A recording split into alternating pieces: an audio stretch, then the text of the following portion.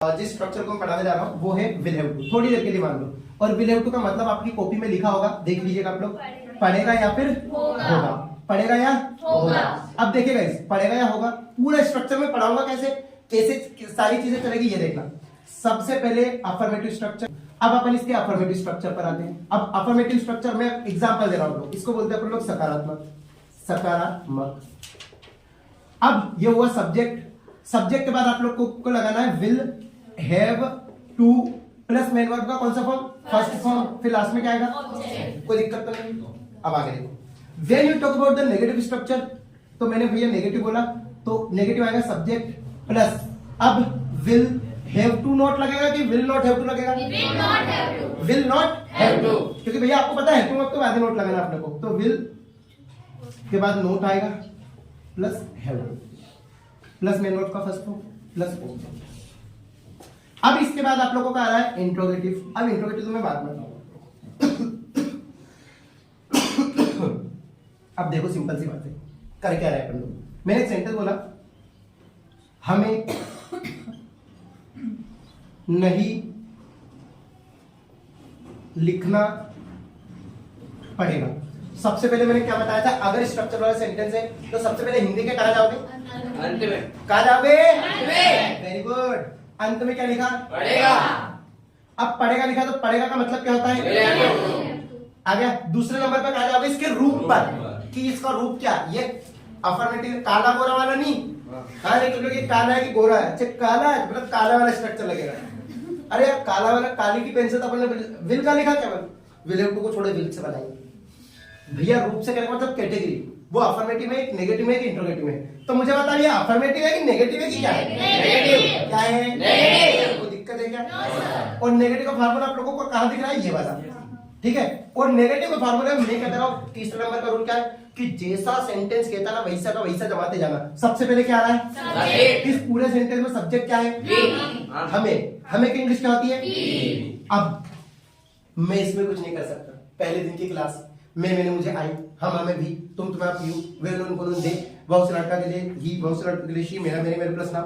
अच्छे तरीके से पहले दिन की क्लास है, पहले दिन का वर्क है, तब आपको याद होना चाहिए, ठीक है। अब आ गया बी। अब दूसरे नंबर पे यही तो मैं कह रहा था, स्ट्रक्चर जैसा कहता फलाना ना तो फलाना लिखते तो भले, पर पहले तो स्ट्रक्चर सब्जेक्ट की कह रहा है। अब आ रहा विल, ये लिखा मैंने। अब विल के बाद क्या आ रहा है? नोट। नोट के बाद क्या आ रहा है? हैव टू के बाद क्या रहा है? First form. मतलब लिखना क्या होता है? कोई दिक्कत? No sir. अगर किस किस को ये चीज समझ में आ गई है ईमानदारी से हाथ खड़ा करे, जिनको भी समझ में आ गई है। क्या बात है, न्यू स्टूडेंट में से देखना मेरे को, तो बस जिनको समझ में नहीं आया अनमोल, बाकी सबको क्लियर है? ठीक है। अगर आपको समझ में आ रहा है तो आप चैनल को सब्सक्राइब करें, लाइक करें, शेयर करें, ठीक है। और अगर आपको समझ में आए तो समझो है क्या। देखो एक बार बोला, सबसे पहले तो सेंटेंस के कहा गए अपन अंत में। अंत में क्या लिखा? क्या लिखा? पढ़ेगा। पढ़ेगा का मतलब क्या होता है? अगर सुनो ध्यान से, अगर यहाँ पे सकता है शक्ति लिखा होता तो कहाँ जाते? सकता है शक्ति एक, समझे? समझ। अगर यहाँ पे रहा है रही होता तो कहाँ जाते? रहा है रही मतलब इसे मतलब अंत में जाना सीख गए।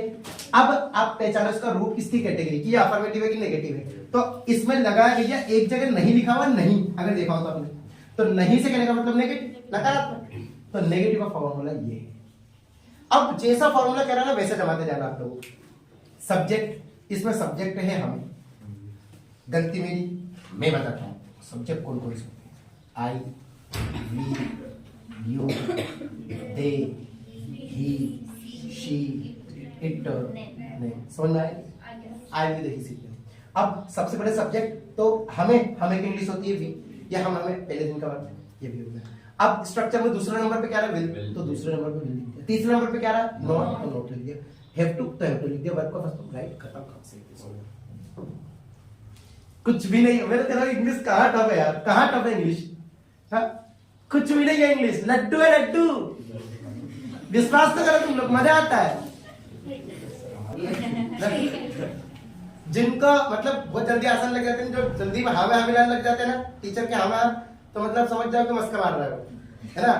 अरे सब तो पढ़ाते सर, गजब सर, मतलब सर आपके जैसा टीचर मैंने नहीं देखा था। बेचारा को टीचर को खुद पता लग रहा है कि मक्खन के साथ साथ चूना भी लगा रहा है, मतलब रियलिटी बता रहा हूं, दोनों का कलर सफेद पहचान नहीं पा रहा टीचर, तो दिक्कत आता है। चलिए कोई बात नहीं, तो ये समझ में आया, कोई दिक्कत की बात तो नहीं। अगर दिक्कत की बात है तो बता देना, ठीक है। तो अब इसके आगे के रूल्स की